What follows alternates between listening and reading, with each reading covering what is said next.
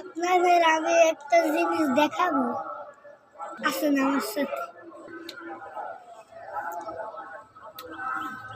ওই যে দেখেন পাখির বাসা, আর 3টা ডিম।